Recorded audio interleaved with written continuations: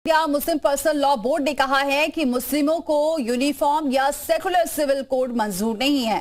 15 अगस्त को लाल किले से प्रधानमंत्री मोदी के बयान पर सवाल उठाते हुए all India Muslim personal law board ने कहा है कि पर्सनल कानून को सांप्रदायिक कहना आपत्तिजनक है और पीएम मोदी ने भाषण में जानबूझकर यूनिफॉर्म सिविल कोड की जगह सेकुलर सिविल कोड का इस्तेमाल किया।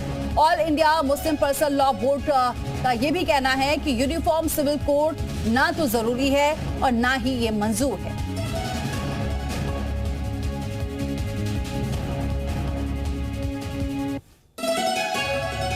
की भावना भी जो हमें कहती है करने के लिए, देश की सुप्रीम कोर्ट भी हमें कहती है करने के लिए, और तब जो संविधान निर्माताओं का सपना था उस सपने को पूरा करना हम सबका दायित्व है। और मैं मानता हूं इस गंभीर विषय पर देश में चर्चा हो, व्यापक चर्चा हो, हर कोई अपने विचारों को लेकर के आए और उन कानूनों को, जो कानून धर्म के आधार पर देश को बांटते, जो ऊंच नीच का कारण बन जाते हैं, ऐसे कानूनों को आधुनिक समाज में कोई स्थान नहीं हो सकता है। और इसलिए मैं तो कहूंगा अब समय की मांग है कि देश में एक सेकुलर सिविल कोड हो।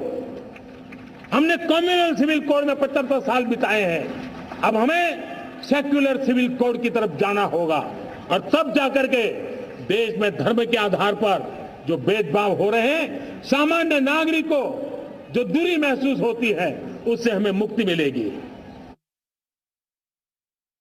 मोहम्मद अकील का क्या कहना है, आइए सुनते हैं।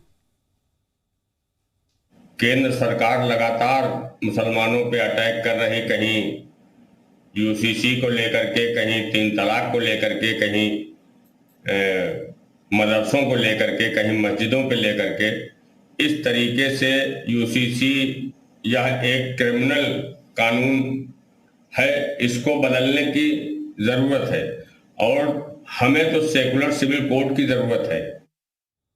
और सैयद हमारे सहयोगी इस खबर पर जुड़ चुके हैं। सैयद, अब all India Muslim personal law board की नाराजगी देखने को मिल रही है और फिर से एक बार ये बयान सामने आ रहा है कि मुस्लिमों के साथ भेदभाव हो रहा है।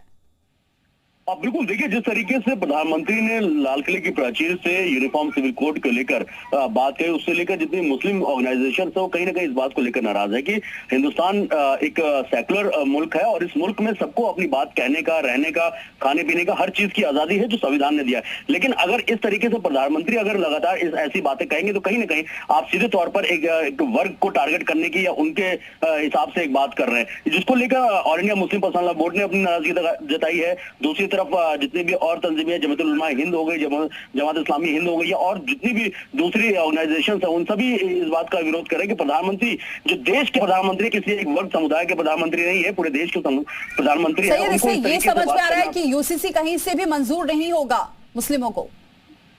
बिल्कुल, देखिए यूनिफॉर्म सिविल कोड को लेकर जिस तरीके से पहले भी कई सारे बयान आ चुके हैं, चाहे वो नेताओं के हों, चाहे वो ऑर्गेनाइजेशंस के हों या फिर किसी भी ऐसी तंजीम के हों, वो लगातार साफ तौर पर इस बात को कहते हैं यूनिफॉर्म सिविल कोड में जिस तरीके से रद्द-ओ-अमल किया गया है उसको लेकर नाराजगी है। खास तौर पर आप अगर सबका साथ, सबका विकास और सबके विश्वास की बात करते हैं तो आप किसी एक वर्ग को खुश करने के लिए इस तरीके की चीजें नहीं कर सकते, जिसका सीधे तौर पर आरोप लगाया गया था। जी, लेकिन सैयद क्या लग रहा है इसके लिए क्या कोई कदम उठाएगा ये मुस्लिम पर्सनल लॉ बोर्ड?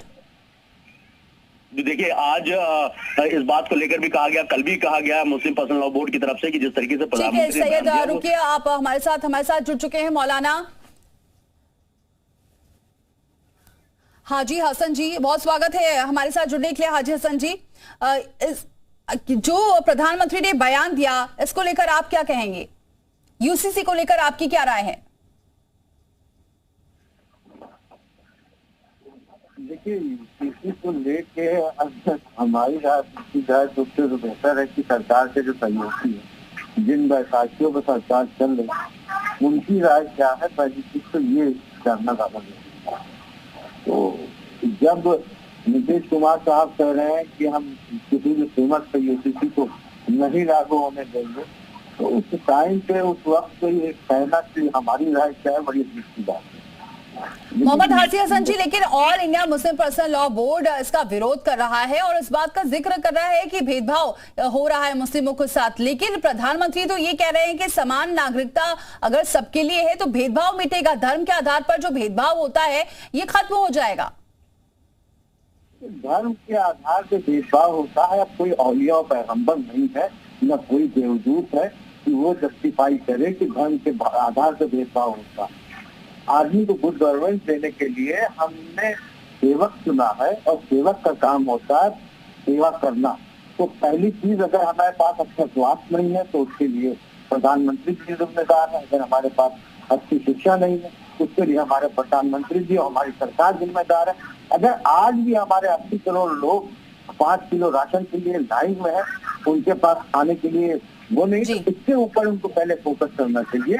और जब सरकार के कुछ सहयोगी ही इसके खिलाफ है तो मुसलमान तो बड़ी जाहिर सी बात है, आप हिंदुस्तान में अलग अलग धर्मों का, अलग अलग मजहबों का, अलग अलग लोगों का गुलदस्ता है, आप उसको एक रंग में नहीं सकते। गुलदस्ता बनता ही तभी है जिसमें 10 तरह के फूल होते हैं। ठीक है मोहम्मद हाजी हसन जी, बहुत शुक्रिया हमारे साथ जुड़ने के लिए। सैयद, आपका भी बहुत शुक्रिया हमारे साथ जुड़ने के लिए।